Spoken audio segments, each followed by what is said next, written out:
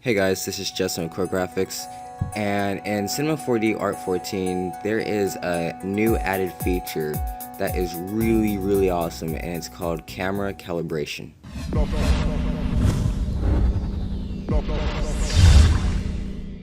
Okay, so what camera calibration does is it takes an image and it lines up the scene, or this right here, to match that image.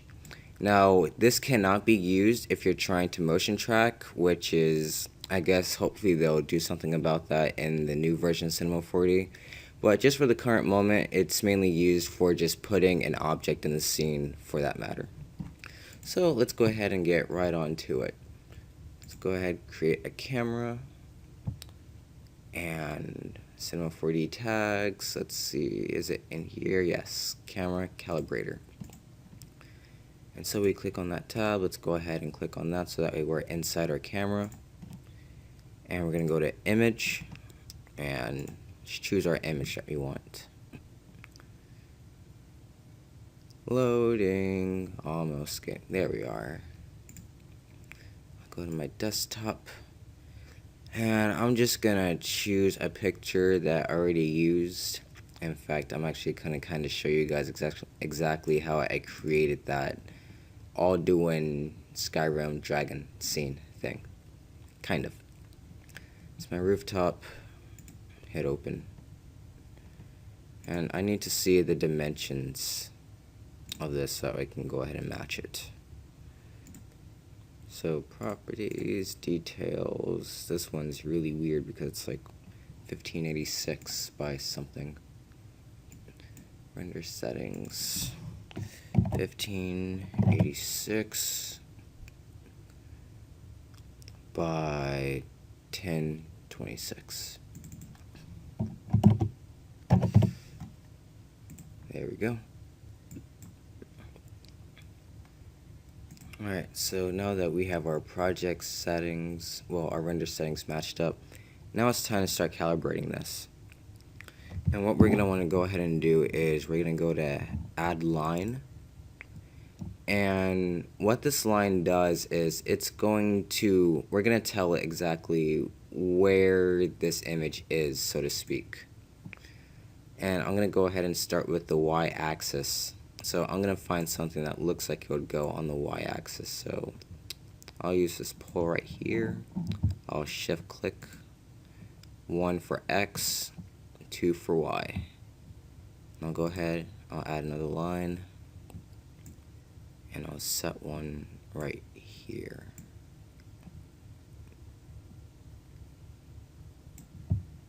One, two. Alright, right now it's saying that it's solved, but because I am like an absolutist and a perfectionist, I will keep adding these until I know that it is what I'm looking for.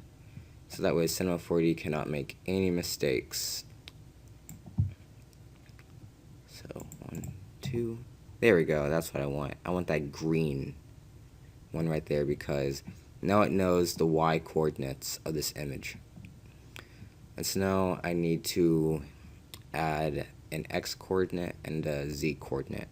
Typically you can do like just 2, the x or y, or y z, or z and x, but I like to add all 3. So I will go ahead and I'll go with, get out of here. I'll go ahead and go with my z coordinates.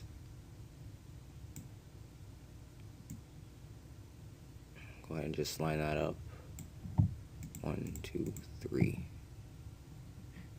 Go ahead, add another line. And I'll just match that up right there because that's running along the z-axis.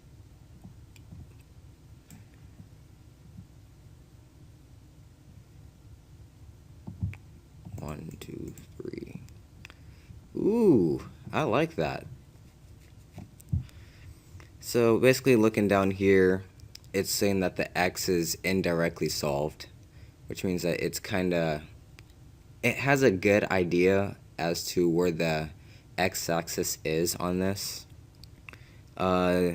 Z right here, it has a good idea about the z-axis.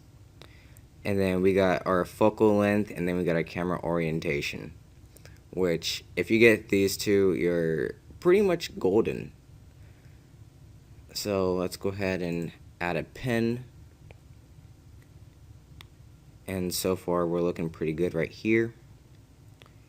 And we are going to go ahead and create our camera mapping tag and our background image. So it looks like our image is lined up. So let's see if I add a floor, and I'll just go ahead and drag that on there, make it frontal, and go ahead and tag it, compositing, and I'll do compositing background. And let's go ahead and hello, that is one big cube. There we are. I actually did a really good job on this first run. Render settings, ambient occlusion. Go ahead and render it. Yeah, it looks like it's in there.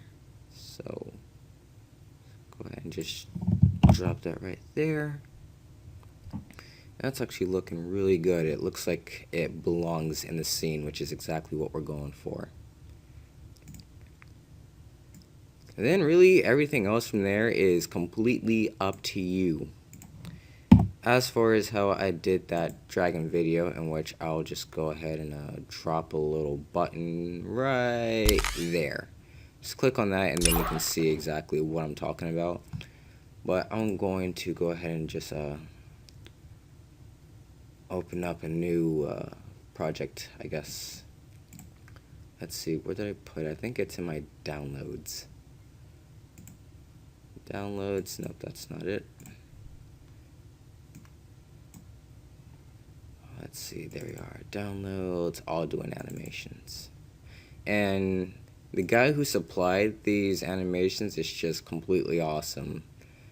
In fact, I'm going to go ahead and put his name right up there and go to his channel, subscribe to him, because he has some really, really good animations up that are Cinema4D openable. Cinema4D openable. Is that even... I don't know. It just came out weird. But yeah, the animations that he put up, you can open them up in Cinema4D, which is just amazing. So I would highly suggest checking out his channel and getting some of the projects off of his channel so that we can use it in your projects or videos. Alright, so we got our Alduin right here. Look at him, he's flying like a little dragon. Before I shoot it with my shotgun. Let's go ahead and group. We're going to copy that. Head back to our original project. Get out of our camera for a moment. And this dude is a beast. So let me turn this guy around.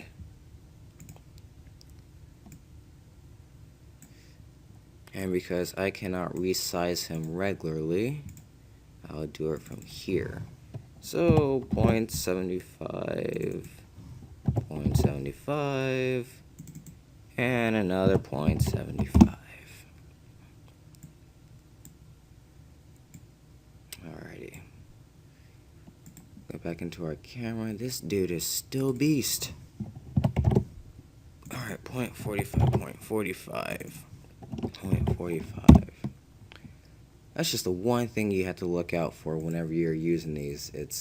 These models are extremely large.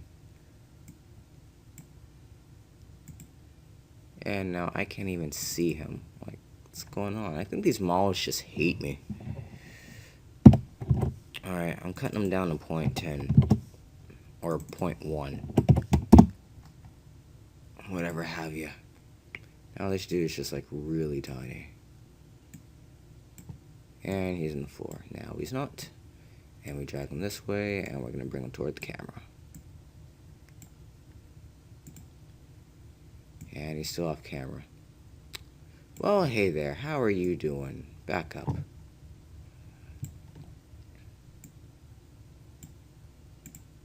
Let's rotate you a little bit and make you back up a little bit more.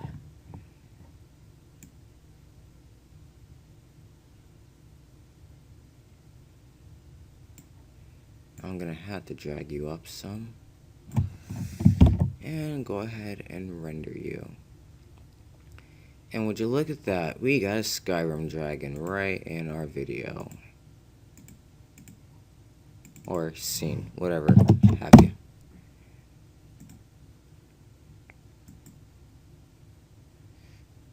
And really, as for the tutorial, that's really all there is to it. All we did was just, we took this scene and then we matched it up with Cinema4D so that way we didn't have to do it manually like how you had to do in R13 or R12. And yeah, I have been Justin of Core Graphics, and I will see you guys in the next video.